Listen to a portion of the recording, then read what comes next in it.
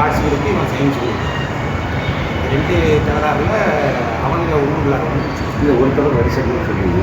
இன்னொரு Anbumani arts group, result first group. எத்தனை மணி சம்பவம் நடந்தது? 3:30 8வது. காலையிலே தகராறு நடந்துச்சுன்னு சொல்லி சொல்கிறாங்க.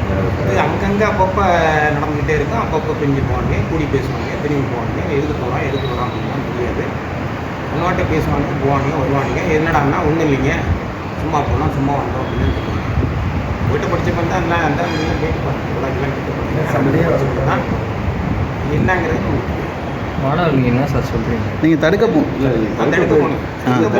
உங்களை வெட்டி தடுக்க போகிறேன் அப்படின்ட்டு நினச்சி அவங்ககிட்ட இருக்கிறத பிடிங்கிருவேன் அப்படின்னு நினச்சிக்கிட்டு டப்புன்ட்டு நீ பின்னாடி திரும்பி போட்டு இந்த சம்பவம் எத்தனை மணி? 3:30 அது போய்ட்டு வீட்டுக்கு அறுவாக கட்டுறேன். அது என்ன சின்னதாக தான் வச்சுருந்தான், பெருசாக இல்லை, சின்னதாக தான் வச்சுருந்தான். பேண்ட் பாக்கெட்டில் பின்னாடி சொல்லிட்டு இருக்கிற மாதிரி தான் வச்சுருந்தேன். இல்லை 8வது பிள்ளைனா காலையிலே கட்டி கொண்டு வந்துருக்கணும். காலையிலே கட்டி விடுறாங்க, ஸ்கூலில் இருந்துருக்கோம். யூனிஃபார்மில் மாஸ்க் வேறு போட்டுருக்கோம். அந்த பையன் மேலே ஏற்கனவே எதுவும் அடிதடி பிரச்சனை அந்த மாதிரி போட்டுருக்காங்க. அதெல்லாம் எல்லா ஹெட்மாஸ்டருக்கு தெரியும்.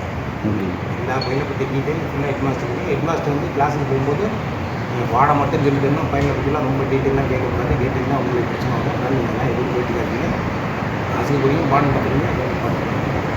நீங்கள் +2 எடுக்கிறீங்க, தக்காளி ஆமாம் சார்.